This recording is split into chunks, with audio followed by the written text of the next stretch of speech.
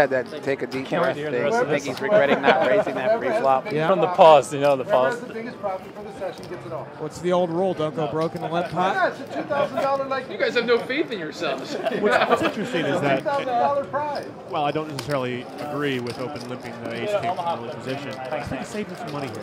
Okay. To be honest, because you open and The button's probably going to call you with a suited ace there anyway. suited ace is the wheel card. If it's a suited ace 6, ace 7, ace 8, he's more likely to lay it down. But because he does have some straight options, he can play it maybe for a call, maybe even for a 3-bet. If he does play it for a 3-bet, it's a better spot for your ace king. He can come back over and probably get him to lay it down. If he just plays it for a call, then Alex probably wants the minimum because all the bet sizes would be larger. DJ waking up with queens on the button. That's not fair. Benton's going to have ace 8 suited. That's not fair either. Like, I mean, how do you wake up with a big hand on the button and then the blind wakes up with a hand he should raise with right here? This is the leveling act right here. Of course, he's raising on the button. DJ elects just a flat call. This is interesting. Their heads up. I don't mind this. Disguises his hand. Bad flop for Benton. Because he's got top pair here, top kicker. Probably going to continue to play it, Daniel. This board is connected with some flush draws, so if you make a 3-bet and hit top pair, you probably don't want to check it trying to show it down. There's so many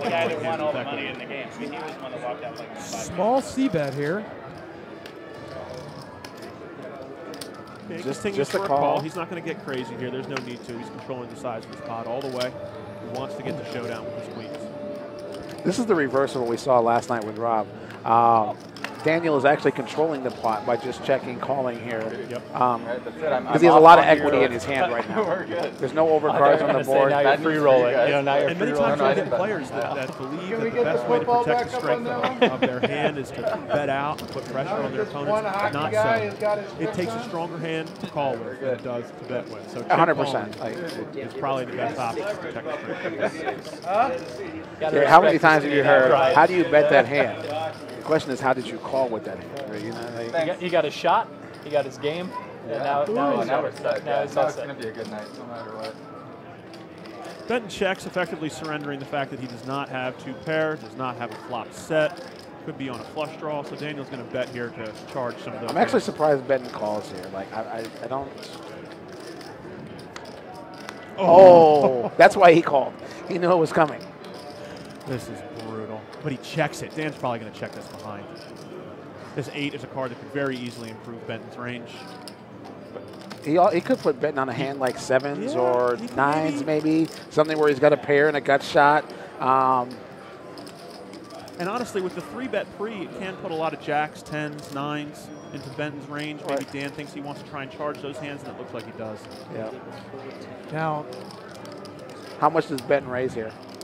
Benton's raising 100% of the time. Right, but how much? I don't think you check if your plan is not to raise. Right. How much do you? How much? The pot is 1,600. How much can he bet for DJ to call here? He can rip here, pretty easy. He's got, how much is he playing behind? 1,300.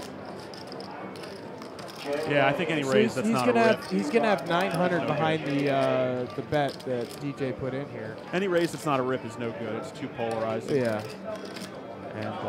And even if it's not, and even if your opponent just has a hand the strength of which that's going to call you, you want to be in there for all your chips. Not a min click of some variety. Yep, there it is. There's the shove. And a little bit of vomit in the mouth from the 8 seat. Yeah.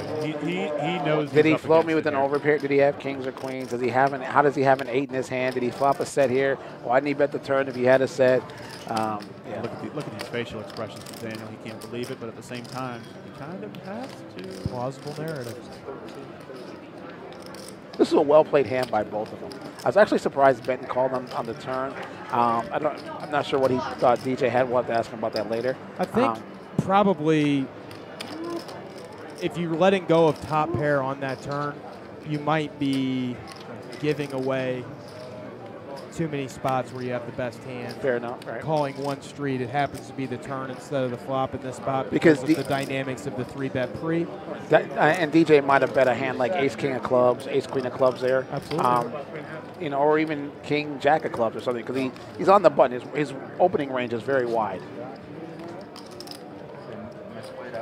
What Dan is asking himself, I think, is can Benton check shove his busted flush draws here? Because that's probably the only thing that he's up Or a against. hand like 6-7, 5-7.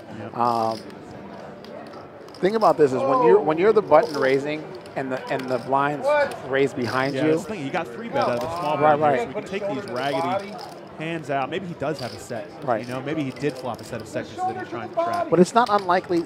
It wouldn't have been a wrong play for Benton to raise in the blind with a hand like 9-7 suited, thinking that DJ was trying to steal from the button. So now he's trying to 3-bet to pick up the dead money that's in the pot plus DJ's raise.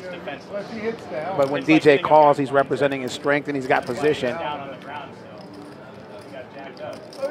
Here's Now, the these other players- question is, how often do you flop a set on the 8-6-5 board and your line goes 3-bet, 3-bet, flop, check, call, check? You know, it's Right. a wonky way to play a flop set, river, boat, or quads. I don't think it was a dirty hit, though. I find myself wondering how much history there is between these two players. They both play a lot in the play room. a lot in the room.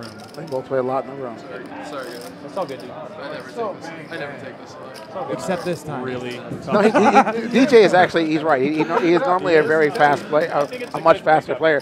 But the way Benton played this hand is very perplexing. I think the needle to give DJ in this spot is when your hand's in the muck pre, you play him fast. Yeah. I think he's really just sick that he didn't check it back Good lay down. on the river here, and instead he tried to charge. And the great thing is that no matter what he shows, because now he shows the ace representing that he had aces, right? Like, That's a fun one.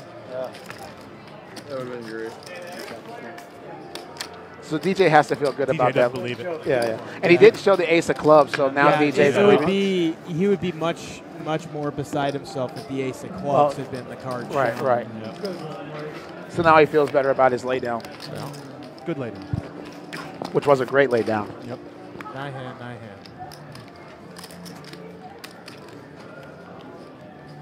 A lot of players just sigh and call it off there. Daniel instead saves himself about $950 that way.